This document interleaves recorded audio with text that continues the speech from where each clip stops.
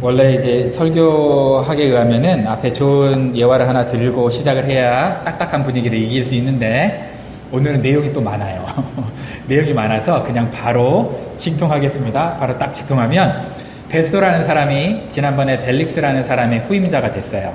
이 베스도는 벨릭스보다는 조금 더 합리적인 사람이라고 여겨지고 있고요. 근데 역사 기록을 아무리 뒤져봐도 벨릭스에 대해서는 많이 나와 있는데 베스도에 대해서는 그렇게 많이 나와 있지가 않아요. 그리고 그 요세푸스라는 사람의 기록에 의하면 2년만 딱 2년만 총독으로 통치하다가 물러났다고 해요. 그 물러난 이유도 잘 몰라요. 그냥 물러났다고만 나와 있어요. 그래서 큰 우리가 많은 걸 알 수 없는 그런 사람이지만 이름은 알죠? 베스도 이름은 아는데 당시 우리가 어떤 그 로마 시대의 상황을 조금만 공부해 보면 뭘 알 수 있냐면요. 로마는 황제한테 충성만 맹세하면 자치권을 보장을 했어요. 심지어 종교까지도. 그러니까 어느 지역에 총독이 된다 그러면은요. 특히 유대 지역에 총독이 된다 그러면 그 지역의 자치권의 범위가 어디까지인지를 공부를 해야 돼요. 뭐까지 자유를 주는지를 공부를 해야 되잖아요. 그래서 베스도도 똑똑한 사람이라서 부임한 지 보니까 3일 만에 어디로 갔냐면 예루살렘으로 올라가요. 왜 예루살렘으로 갔을까요? 예루살렘 분위기를 알려고. 자기가 이제 다스려야 되잖아요. 그러니까 가이사랴는 해변 지역에 있어요. 지도를 보여주면 좋았을 텐데 제가 가이사랴 해변 지역에 있고 거기서 한 104km 정도 내륙으로 돌아가면 거기가 예루살렘이에요. 그래서 104km 정도 보통 걸으면 한 3, 4일 걸리잖아요. 그죠? 한 3, 4일 걸리는 거리로 가서 이제 예루살렘 공의의 사람들을 만나는 거예요. 왜냐하면 협력을 잘해야 앞으로 자기가 어디까지 이 사람들의 자치권을 침범하지 않는 건지 또 내가 어디까지 이 사람들을 인도해 갈 수 있는지 끌고 갈 수 있는지를 본인이 그 선을 잘 알 수 있잖아요. 그러니까 총독이라면 당연히 배워야 되는 거예요. 유대 총독이라면. 그래서 그렇게 지역의 문화를 알려고 예루살렘에 갔어요. 근데 예루살렘에 도착하자마자 사람들이 막 잔치하고 이럴 거 아니에요. 근데 잔치하면서 예루살렘에 도착해서 잔치를 하는데 예루살렘 사람들이 뭐라고 얘기를 해요? 제일 처음에 안건이 뭐예요? 그동안 2년 동안 묵혀뒀던 사건이 있죠. 그게 뭐예요? 벨릭스가 2년 동안 바울을 구류하여 두니라. 그 24장 마지막이었잖아요. 그죠? 그러니까 그냥 가택 연금을 해놓은 거예요. 근데 이거를 끄집어내가지고 어떻게 하겠다는 거예요? 아직 해결되지 않은 이 바울 사건부터 우리 해결합시다. 밥 먹는 그 연애를 하면서 밥 먹는 과정 가운데 꺼낸 사건이 그거예요. 세상에.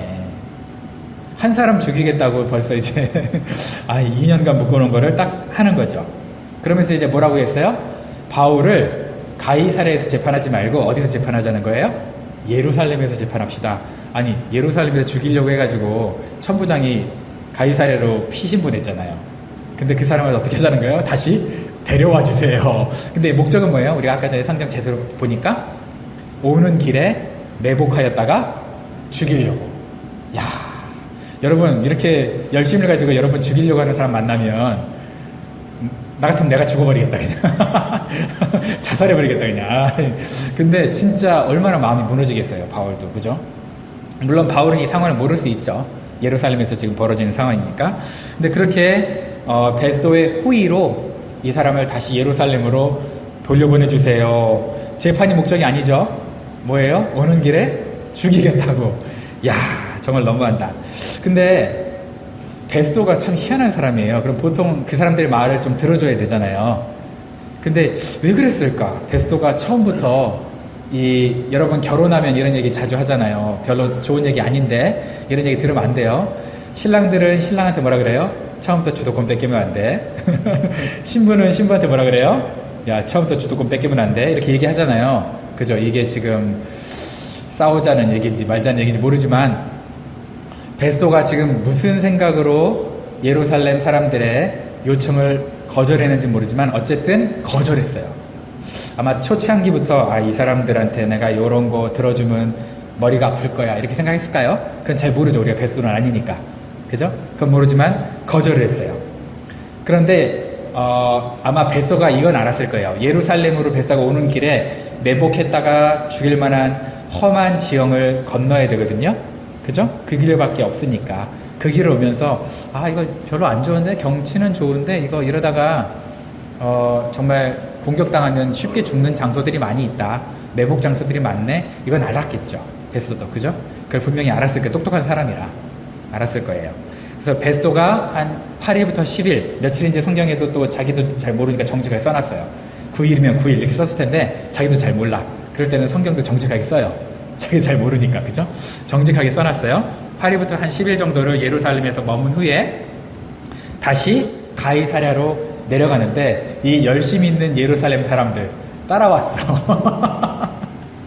야, 대박. 그 돌아가는 길에 또 따라왔어요. 따라오면서 그냥 따라왔겠어요? 아무 말도 안 하고 옆에서 계속 얘기겠죠. 우리가 왜 바울이 문제냐고 생각하냐면 이러면서 얘기를 했겠죠. 그러면서 거기까지 따라왔어요. 그래서 할 수 없이 도착한 다음날 바로 재판을 열어요. 그죠? 베서가 도착한 하루 그날을 좀 쉬었다가 그 다음날 바로 고소사건에 대해서 재판을 열었어요. 근데 밝혀진 게 뭐예요? 죽일 만한 죄를 능히 발견할 수가 없는 거예요. 근데 내용이 좀 바뀐 거 알아요, 여러분? 그 전에 24장에서는 정치적인 문제가 있다. 폭동을 일으키는 사람이다. 그리고 성전을 더럽힌 사람이다. 이렇게 얘기했잖아요. 근데 지금 고소 내용이 바뀌었어요. 제가 빠뜨렸네, 여기다. 고소 내용을 여러분 성경에 보시면 뭐라고 했냐면, 예수님이 죽었다가 다시 살아났다라고 주장한다고 지금 고소 내용이 바뀐 거예요. 재밌죠? 그죠? 고소 내용도 바뀌어. 고소하는 사람도 바뀌고, 고소 내용도 바뀌고, 막 자꾸 바뀌어요. 어쨌든, 그럼에도 불구하고 지금 이 재판 자리에서, 바울은 자기가 가이사한테 그리고 예루살렘 사람들한테 죄를 지은 적이 없다라고 자기를 변호를 하죠. 그리고 그 변호가 정당하다는 게 증명이 사실은 됐어요. 그죠? 변호가 정당하다는 게 증명이 됐어요. 그런데 그렇게 증명이 되면 베스도가 어떻게 해야 돼요? 무죄 석방을 해줘야 되잖아요. 근데 이 베스도도 지금 굉장히 당황스러운 상황이 있어요. 무죄 석방하면 누구한테 미움을 받아요? 유대인들한테 미움을 받아요. 그죠? 그렇다고 이 사람 죄가 있다고 그냥 단죄하면 어떻게 돼요? 죄 없는 사람을 죄에 있다고 억울하게 사형을 시키는 거예요. 그러니까 머리가 아프니까 순간 생각난 게 뭐예요? 예루살렘에 있을 때 사람들이 자기한테 했던 말 기억나는 거죠. 그게 뭐예요? 예루살렘에 바울이 너 다시 올라가서 재판을 받을래? 라고 얘기하는 거예요. 이 바보짓이죠. 그죠? 재판을 받을래? 그러니까 자기는 이제 자기가 이 상황을 벗어내야 되니까 어떻게 한 거야? 어쩔 수 없이 이상한 방법을 쓴 거죠. 자기 딴에는. 그러니까 바울이 너무 억울한 거죠. 이제 서운한 거지. 야, 2년 동안 쥐질 끌더니 너도 똑같구나 라고 생각을 해서 이제 뭐라고 한 거예요, 바울이? 나는 무죄다. 어쩔 수 없이 나는 가이사에게 상소하겠다라는 거예요.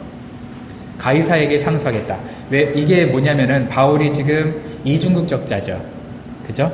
바울은 히브리인이긴 하지만 로마 시민권을 갖고 있어요. 그러니까 로마 시민자들은 어떻게 하냐면요, 가이사한테 자기가 억울한 일을 당했을 때 가이사한테 어필을 할 수 있었어요. 어필하면 가이사 앞에서 재판을 받을 수 있는 그런 권한이 로마 시민권 안에 있었어요. 그래서 이제 이 바울이 마지막 카드로 이걸 쓰기로 결정한 거예요. 그 상소권을. 그 전에 이 상소권을 몰랐을까요? 알기는 알았겠죠. 그죠? 지금 딱 알지는 않았겠죠. 근데 어쨌든 바울이 그 상소권을 지금 사용했어요. 내가 지금 이러다간 개죽음 당할 것 같다라는 생각이 드니까 어쩔 수 없이 가이사한테 상소를 해서 가이사 앞에서 재판을 받겠다라고 얘기를 한 거예요. 그러자 이제 베소가 이 배심원들이랑 같이 얘기하면서 의논한 다음에 어떻게 결정을 했어요? 그래, 네가 상소했으니까 이제는 그래, 가이사 앞으로 가라. 그러니까 이거는 베소한테도 유리한 판결이고요, 바울한테도 유리한 판결이 된 거예요. 근데 사실 바로 유리한 판결은 아니지. 예루살렘이나 여기 더 있기를 원했을 수도 있죠. 복음을 전하기 위해서. 로마로 가는 게 최종 목적이긴 하지만, 여러분 이제 바울의 입장 한번 해보죠. 벨릭스보다는 조금 나았을 거예요. 2년 내내 의와 그 정절과 심판에 대해서 설교는 들으면서 바라는 건 뇌물이었어. 벨릭스는. 그죠? 기억나죠? 뇌물만 기대했어. 그 사람이 2년 내내 설교하고 그랬을 거 아니에요. 구금이니까 그 헤롯궁 안에서는 자유롭지만 밖으로 못 나가거든요. 그런 상황이에요. 그런 상황에서 2년간 있었어요. 그러다가 총독이 바뀌었어. 물론 이제 총독이 바뀐 이유는 베소가 뇌물을 많이 받고 그다음 벨릭스가 뇌물을 많이 받고 유대인과 다른 민족 간의 충돌이 있었는데 그때 너무 무자백에 연루된 사람들을 처형을 해버려요. 그랬더니 유대인들이 로마에 가가지고 직속으로 상소를 해버렸어. 우리가 이런 일을 당했다고. 그러니까 로마에서 벨릭스를 어떻게 한 거예요? 다시 소환한 거예요. 그래서 이제 잘린 거거든요. 그런 잘린 상태인데 제가 지난번에 얘기했잖아요. 그분이 이제 폼페이에 가가지고 살다가 화산 폭발로 아마 죽었을 것이다. 이렇게 이게 이제 정설인데요. 그렇게 벨릭스가 자기 이 일을 내려놓으니까 더 나은 사람이 와서 베스도가 왔다고 생각을 했는데 베스도 역시 공정하게 재판을 안 해주는 거예요. 공정을 기대했는데 여러분 바울이 자기를 죽이려는 함정을 판 그거를 알았을 때부터 지금 베스도까지 아마 2년 한 3, 4개월 됐을 거예요. 그죠? 2년 3, 4개월 동안 계속 자유는 없어요. 자기 무죄는 모든 사람이 다 알아. 무죄를 알아. 알면서도 무죄의 방면을 안 해줘. 야, 게다가 한다는 얘기가 뭐예요? 야, 너 다시 예루살렘에 올라가서 심판을 받을래? 그럼 예루살렘 올라가는 중간에 죽을 거잖아요. 나도 알고 그 말하는 베스도도 알아요. 그죠? 야, 이게 얼마나 상처받겠어. 재판관이 공정하게 재판을 해줄 거라고 생각했는데 의롭지가 않아. 얼마나 그 마음에 상처가 받고 정말 화가 나겠어요. 베스도도 정말 바보예요. 야, 너 예루살렘에 올라갈래? 그러면은 여러분 베스도가 바울한테 그 얘기 하기 전에 천부장이 2년 전에 편지를 써서 보냈죠. 그 편지를 뭐 캠프파이어 하면서 불태웠을까요? 갖고 있겠죠. 그럼 읽어보면 천부장이 왜 보냈냐면 바울을 죽이려고 자객들이 40명이나 대기하고 있다니까 그 자객으로부터 벗어나게 해주려고 가이사랴로 보낸 거구나. 가장 방어가 튼튼한 주둔 군대가 있는 헤롯궁에 지키면 침투에 들어와서 죽이지 못하니까 자객들이. 그죠? 그래서 여기로 보냈구나. 보면 알잖아요. 그런데 2년 전 기록을 안 읽어본 건 아닐 텐데 분명히 읽어봤을 텐데 예루살렘에서 자객들이 죽이려고 했다는 사건을 그 상황을 진실을 팩트를 알 텐데 천부장이 이렇게 편지를 보냈다는 것도 알 텐데 지금 어떻게 하고 있는 거예요? 너 예루살렘으로 다시 갈래? 뭐 하자는 거예요 이게. 너 죽을래? 이거잖아요. 그죠? 이렇게 하면 안 되잖아요. 정말 의로운 재판장이라면 그러면 안 되잖아요. 그런데 그렇게 지금 가는 도중에 죽으라 라는 얘기를 지금 하고 있는 거예요. 여러분 지금 세상에서 억울한 일 안 당해보셨죠? 나는 세상에서 억울한 일 많이 당해봤다. 안 당해봤죠? 그러니까 세상이 여전히 살만한 것으로 여러분 느껴질 거예요. 근데 세상으로부터 억울한 일 한두 번 당해보잖아요. 세상이 그렇게 좋은 것은 아니라는 걸 여러분 알아요. 그게 좋지 믿을 만한 거 못 돼요 여러분. 세상은 쉽게 다른 사람들의 억울한 일에 대해서 외면해요. 관심이 없어요 여러분.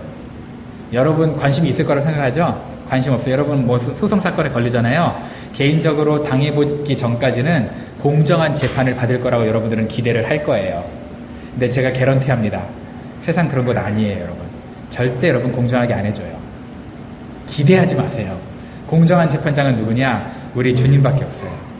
예수님밖에 없어요. 정말 하나님밖에 없어요. 이것이 진실이에요. 세상이 여러분의 억울함을 알고 이해해 줄 거라고 뭐 유튜브나 이런 데 뭐 보면은 가끔 팩트 체크 해주면서 여러분 얘기해 주잖아요. 그죠? 근데 여러분 케이스를 그렇게 해줄 거라고 생각하지 마세요. 안 해줘. 세상은 절대 그렇지 않아요. 세상은 약자에게 관심 없고요. 특히 그리스도인들에게는 더더욱 관심이 없고 책임을 회피할 거예요. 여러분이 오직 믿을 수 있는 분 누구냐? 하나님의 섭리예요. 하나님의 신실하심이에요. 주님만 믿을 수 있는 거예요.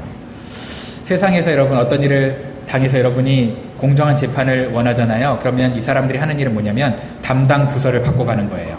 내가 이 사람한테 얘기하면 옆에 한테 토스해요. 이 사람한테 얘기하면 옆에 한테 토스해요. 이 사람한테 얘기하면 여기한테 토스해요. 토스하는 과정 가운데 조금씩 진실이 거짓말로 바뀌어나요.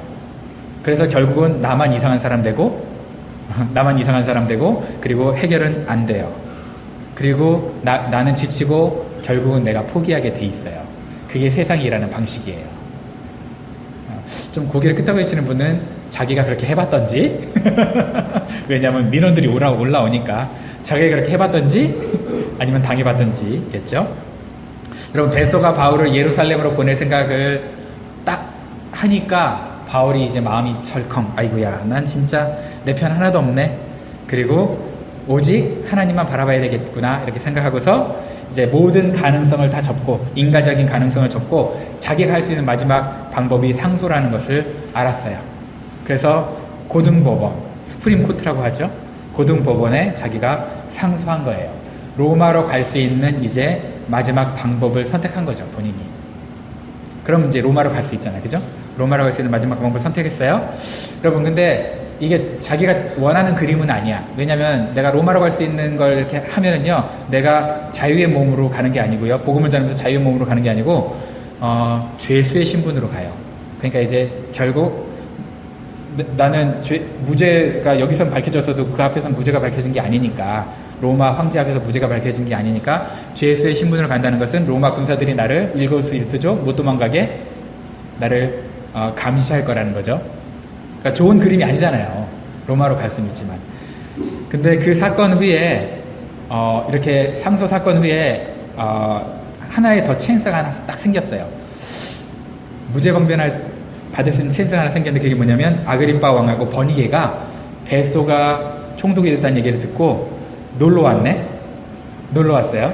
놀러 와서 이제 놀러 온 그 두 사람한테 베소가 이렇게 얘기해요. 이마저마 해가지고 종교적인 문제로 바울이 있는데, 구금대 있는데 바울이 무죄야 내가 봤을 땐. 근데 사람들은 죽이겠다고 자꾸 고소를 해. 그러니까 풀어줄 수도 없고 뭐 죽일 수도 없고 굉장히 내가 어려운 상황이야 라고 얘기를 하니까 이 아그리빠와 버니게가 이야기를 들으면서 자기도 그 바울의 얘기를 듣고 싶다.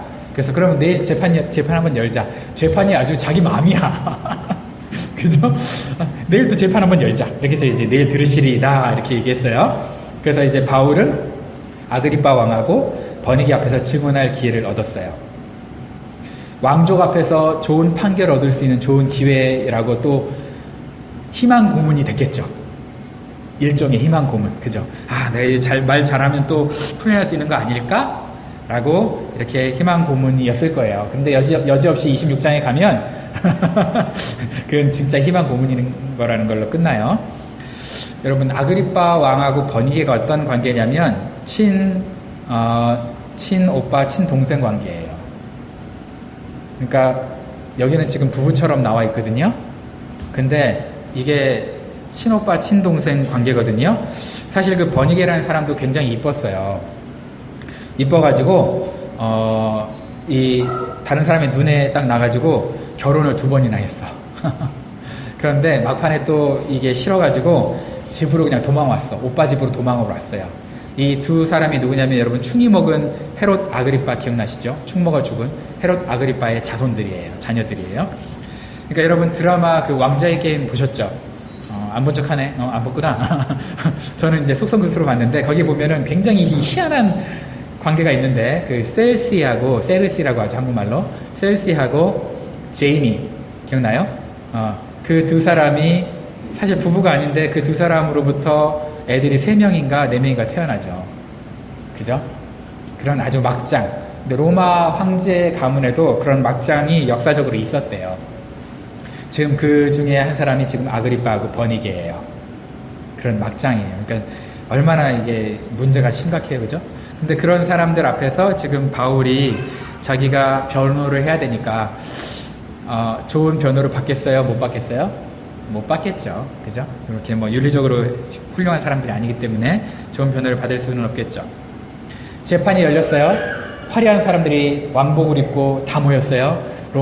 로마에 잘 나가는 사람들도 모였고요. 천부장들도 모였고요. 그리고 거기에 베스도가 딱 재판석에 앉아서 얘기를 하고 있어요. 바울 하나 심판하면서 엄청난 건물들이 모인 거예요. 그 앞에서 예수님에 대해서 전할 수 있는 특권을 얻었으니까 어떤 목사님들은 그렇게 해석을 하더라고요. 야, 누가 대통령 앞에서 이렇게 복음을 전할 수 있는 기회에 있는 사람이 얼마나 많겠냐. 하나님이 이 판을 짜준 거다 라면 은혜는 돼요. 근데 바울이 그렇게 얘기를 듣는다면 은혜는 되지만 짜증도 날 것 같아요. 그죠? 짜증도 좀 날 것 같아요. 제가 바울 입장에는 그러지 않았을까 싶어요. 어쨌든 베소가 이제 고소장을 읽어요. 읽으니까 내용을 자세히 살펴보면 누가 봐도 뭐예요? 무죄. 그죠? 죄가 없다. 무죄가 드러나는 거죠. 그러면 결코 죽일 죄를 범한 일이 없지만 바울이 상소했으니까 우리가 지금 이렇게 상소에 대해서 그 과정을 써서 우리가 보내야 되니까 지금 이 재판을 어쩔 수 없이 열었다라고 얘기하고 있거든요. 이게 말이야 방구야. 죄가 없으면 풀어줘야지. 그죠? 자기가 자꾸 죄 없는 바울을 예루살렘으로 갈래? 그렇게 얘기했으니까 너무 억울해서 나 가이사에게 상소해요 라고 했는데 네가 가이사한테 상소했으니까 우리가 재판을 열어서 너의 가이사에게 보내는 이유를 우리가 만들어야 돼 라는 거예요. 이게 무슨 얘기야 이게 도대체. 뭐 하자는 얘기인지 알 수가 없어. 네가 나를 푸시해가지고 나는 가이사한테 상소했는데 나 무죄라며 네가. 근데 무죄인데 예루살렘에 갈래 하니까 난 상소했잖아 억울해서. 근데 또 말을 바꿔가지고 네가 상소했으니까 우리가 지금 이 재판을 열어. 뭐야 도대체. 장난해 지금? 그죠? 제가 총 있었으면 가가지고 다 쏴 죽였을 것 같아요. 뭐 하자는 거야 지금. 얼마나 억울해요. 그죠? 근데 정말 이 사람들 참 나빠요. 죄목도 없이 죄수를 로마 황제 앞에 보내는 게 말이 안 되니까 지금 이 자리에서 너가 상소했으니까 너 왜 상소했는지 네가 증명해봐. 이렇게 얘기하는 거예요. 분명히 바울한테는 죄가 없다면 자기가 얘기해줬으면서. 그죠? 근데 지금 이 내용도 자세히 보면 아 바울은 죄가 없구나라는 거 알 수 있잖아요 지금. 그죠? 죄가 없으면 죄수가 아닌데도 풀어주지 않은 이 악랄한 그 법정의 형태처럼 그리스도인들이 요즘에 이 세상을 살아가면서 이런 일들을 당할 수 있죠. 네, 정말 이런 일을 당할 수 있어요. 바울을 몰아붙여서 상소를 한 사람이 베스도이면서도 네가 상소했으니까 네 잘못이야 라고 얘기하는 거예요. 야 정말 얼마나 억울할까. 그런데 바울이 상소한 것을 마치 바울 탓으로 몰아가면서도 바울 탓이 아니다 라고 얘기해주는 사람이 어느 누구도 없어요. 하나님밖에는 모르는 거죠 이 상황을. 그렇게 바울 탓으로 돌리면서 자신들의 실수를 철저하게 숨기고 있어요. 자신들의 무능함을 철저하게 숨기고 있죠. 바울 때문에 일이 커졌다는 거예요. 우리는 마치 너를 풀어줄라 했는데 네가 상소했다는 거예요. 언제 그랬어? 그죠? 언제 그랬어요? 안 그랬잖아요. 자신의 책임을 회피하고 있는 거죠. 그렇게 당시에 로마 법이 그렇게 훌륭한 법은 아니었지만 그래도 로마 법에도 무죄 추정의 원칙은 있었어요. 그러니까 그거는 어느 정도 지켜준 것 같아요. 그런데 누군가에게 죄를 뒤집어 씌우잖아요. 그럼 죄를 뒤집어 씌웠다가 무죄인 게 판명이 되잖아요. 그러면 어떻게 해야 되냐면 죄를 뒤집어 씌우려고 했던 그 사람들을 전원 잡아다가 죄를 뒤집어 씌운 그 사람이 당할 형벌을 그대로 적용해야 된다는 게 로마 법이었어요. 그러니까 지금 이 사람들이 바울을 죽이려고 했잖아요. 근데 무죄가 증명이 됐잖아요. 근데 죽이려고 했는데 무죄가 증명이 됐잖아. 그러면 고소한 사람 어떻게 해야 돼요? 싸그리 잡아다가 죽여야 돼요. 원래 그랬어야 돼요. 그게 로마의 법이었어요. 그런데 그 법을 판결하지도 않을 뿐더러 그 법을 시행하지도 않을 뿐더러 공정하게 바울을 재판하지도 않을 뿐더러 결국 누구 잘못이라는 거예요? 바울 잘못이라는 거예요. 야, 환경적으로 주변 사람들도 그 어느 누구도 바울의 편은 하나도 없어요.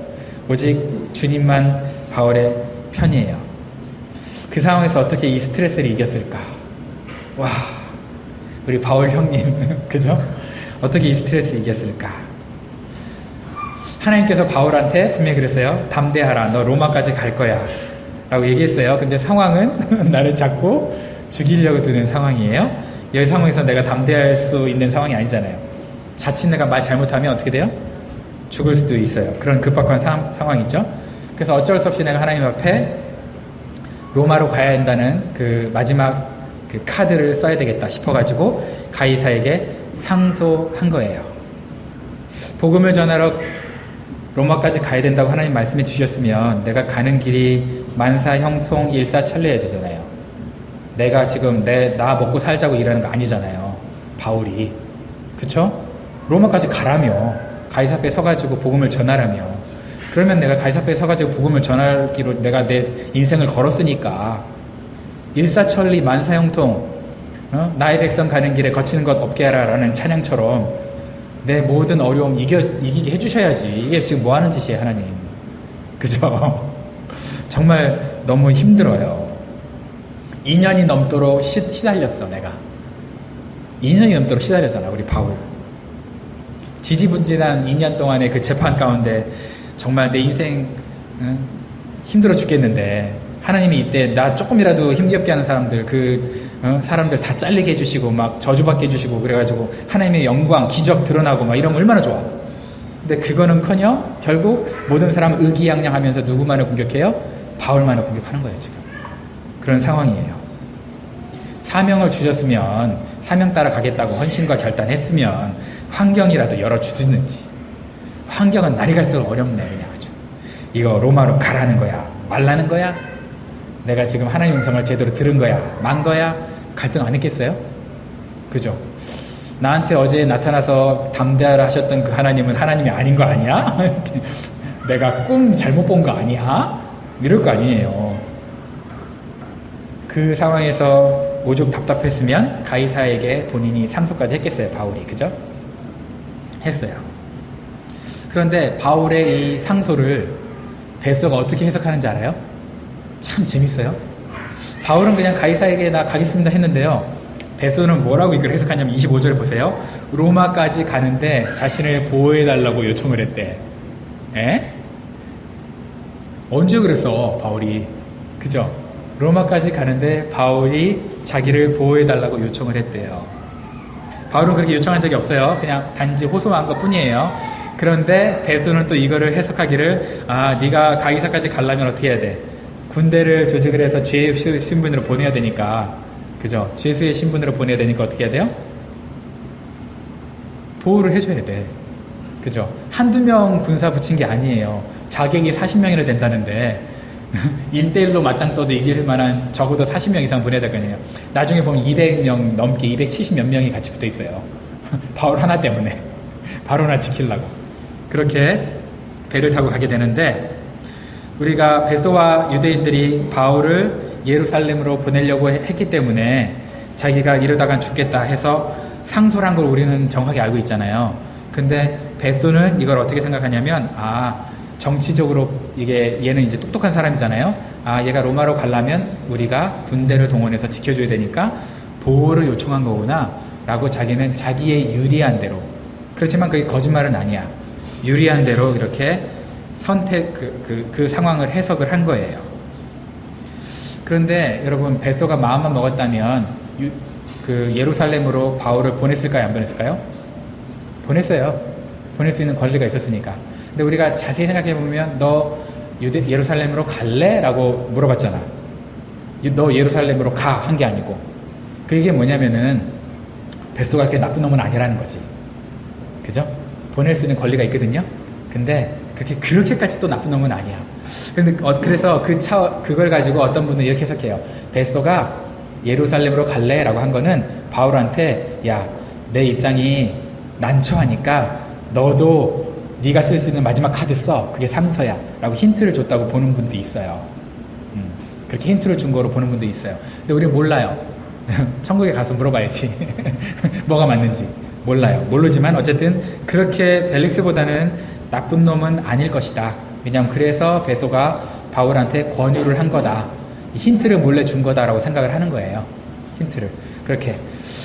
그래서 그게 베소의 지혜로운 힌트였는지 아니면 뭔지는 우리는 모르지만, 하지만 어쨌든 바울은 자신의 마지막 카드인 상소권을 선택을 했어요. 그리고 우리가 알듯이 바울은 그 방법이 자기의 마음에 썩 드는 방법은 아니었다는 걸 우리는 알아요.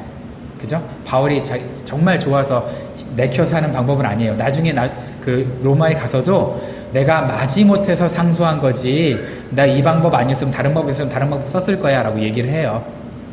그 로마 그 자기 유대 민족 앞에서도 그렇게 얘기하거든요. 여러분들을 고소하려고 한 게 아니다라고 얘기를 밝혀요. 그러니까 자기가 원하는 방법은 아니었을 거예요. 근데 바울이 원하지 않는 방법이었을지라도 사실 하나님의 입장에서는 이게 바울을 가장 안전하게 로마로 보낼 수 있는 방법이에요. 그래서 베스도가 뭐 한 40명 1대1 해서 한 50명 정도만 보내도 될 걸 군사들을 엄청 보내요. 군사들을 한 배 엄청 많은 군사를 태워가지고 로마로 직행하게 해요. 왜냐하면 자객으로부터 안전하게 지켜야 하기 때문에 그렇죠. 상소를 하게 되면 바울이 상소를 하게 되면 죄수의 신분으로 가는 건 맞아요. 자유는 없어요. 그런데 이 죄수가 로마 황제 앞에 서기 전까지 만약에 탈출하거나 죽잖아요. 그러면 그 죄수를 못 지킨 대가로 모든 군대가 어떻게 되냐면 보낸 사람까지 베스도까지 책임을 물어야 돼요. 그러니까 베스도 입장에서는 바울이 생명의 한 터럭도 건드리지 않고 온전하게 일단 황제 앞에 서야 돼. 그래서 최선을 다해서 보호해줘야 돼. 이게 이제 베스도의 입장이거든요. 그래서 바울이 그렇게 모든 군사가 자기의 목숨을 걸고 나를 지켜주는 그런 상황으로 도움을 받으면서 보호를 받으면서 로마 황제 앞에 서게 되는 거예요. 그러니까 내가 원하는 방법은 아니지만 하나님께서 사용한 방법 중에 나를 가장 안전하게 쓸 수 있는 방법인 건 맞죠. 또 그것만 한 게 아니에요. 이 상소를 했기 때문에 황제 앞에 섰을 때 우리 마지막 스프림코트 가기 전에 1심, 2심 하잖아요. 지방법원에서 1심, 2심 하는데 여러분 지금 보면은요 이게 지금 1심, 2심이에요.